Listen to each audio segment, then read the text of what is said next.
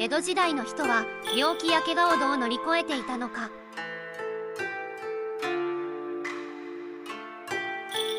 病気という不安。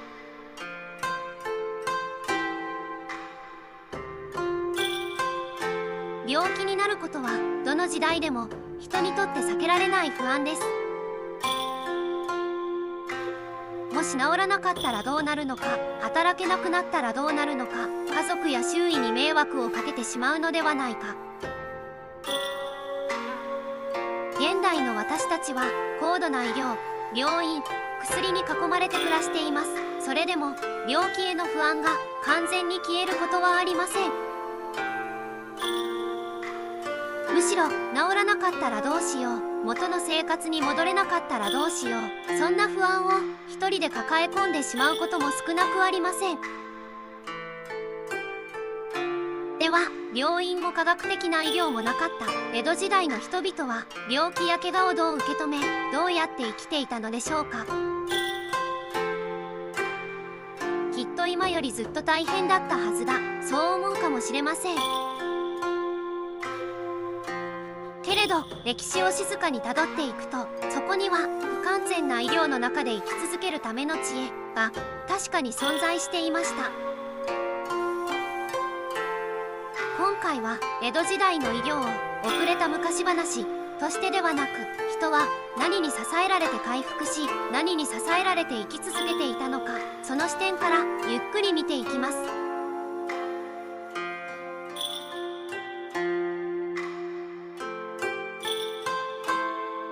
江戸時代の医療の現実、治す医療ではなく付き合う医療。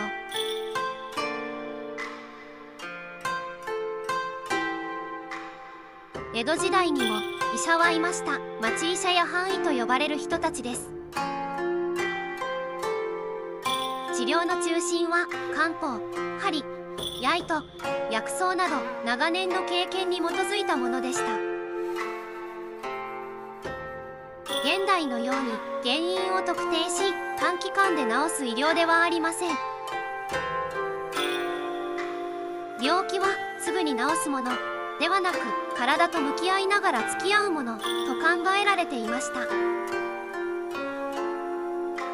そのため完治しない病を抱えながら日常生活を続ける人も多くいました。それは諦めや絶望ではありません。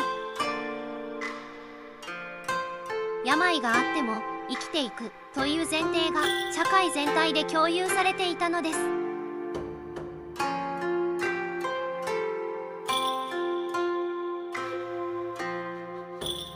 病気イコール人生の終わりではなかった理由。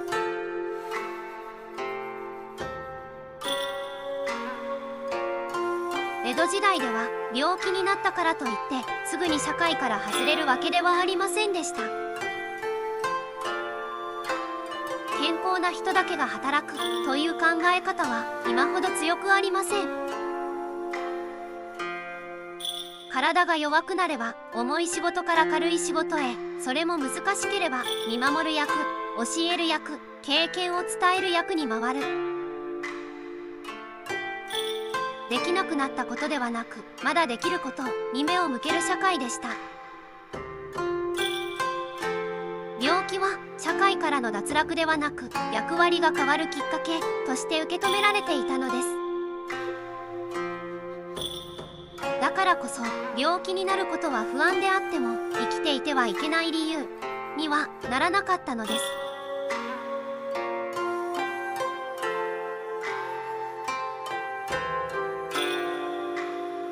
看病は暮らしの一部だった。治すよりもそばにいること。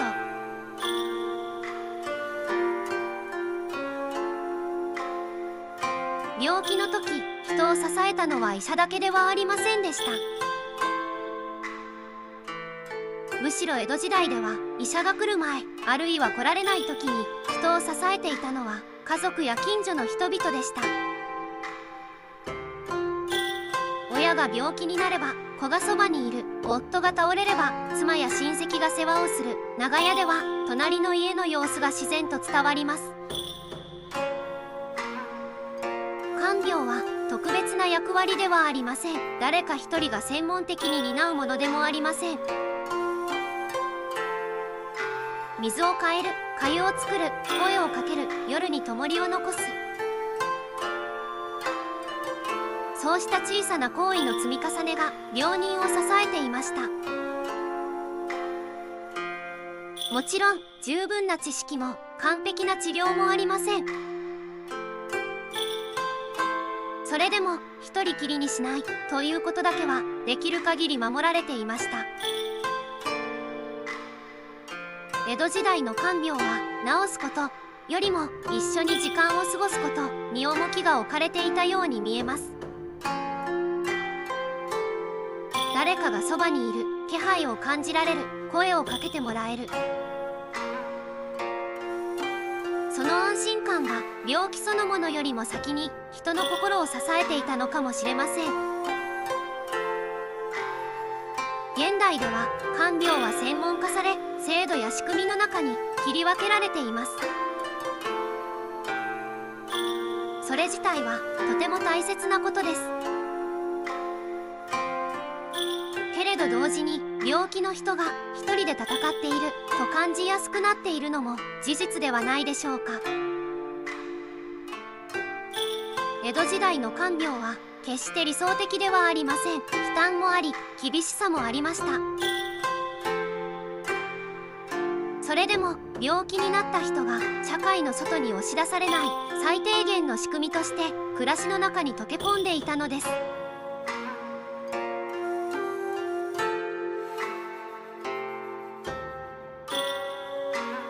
お金と治療、病気の不安はどう支えられていたのか。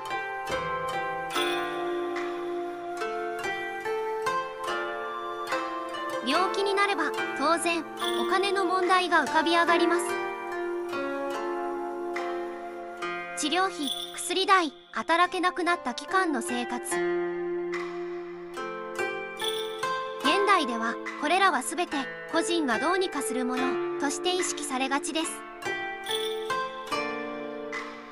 しかし江戸時代では病気にかかる負担を一人に集中させない仕組みが暮らしの中にありました。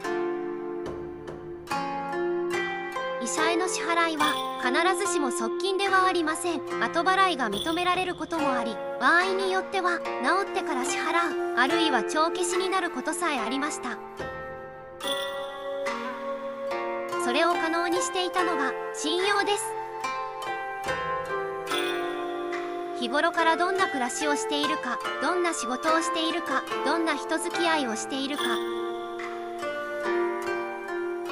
そうした積み重ねがいざという時の見えない保険になっていました。病気の不安はお金だけで解決するものではなく、人との関係の中に分散されていたのです。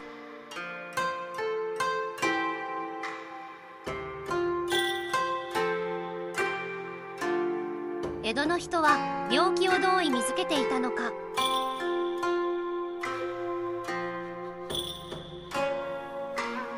江戸時代の人々は病気を完全に排除すべき以上とは考えていませんでした。病は生きていれば誰にでも起こりうるもの。それは自然の一部であり、人生の一部でもありました。だからこそ病気になったこと自体を強く責める文化はあまり育ちませんでした。なぜ病気になったのかよりもこれからどう生きるか、その視点が暮らしの中に根付いていたのです。不安は消そうとすればするほど大きくなります。江戸の人々は不安を消すことよりも不安と共に生きる方法を選んでいました。そのため病気になった時も一人で抱え込まず周囲に委ねることが当たり前だったのです。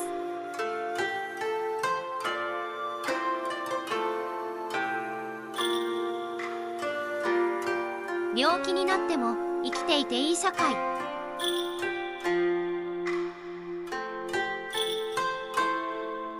現代の私たちは病気になることをどこかで失敗や脱落のように感じてしまうことがあります。働けなくなったらどうしよう、役に立たなくなったらどうしよう、迷惑をかける存在になってしまうのではないか。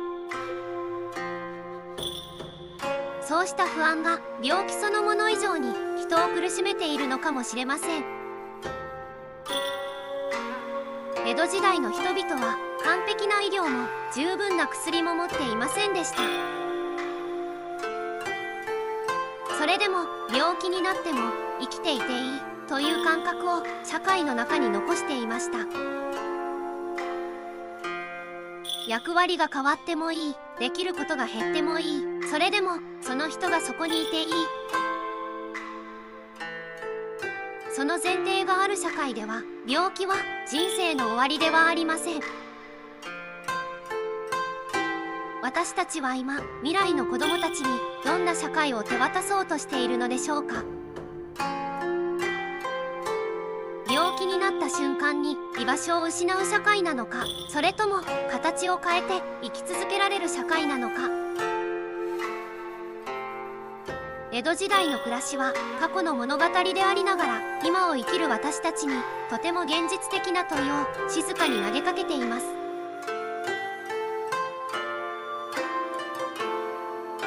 最後までご覧いただきありがとうございました。今回の動画が面白かった方はぜひチャンネル登録や高評価をしていただけると励みになります。それではまた次の動画でお会いしましょう。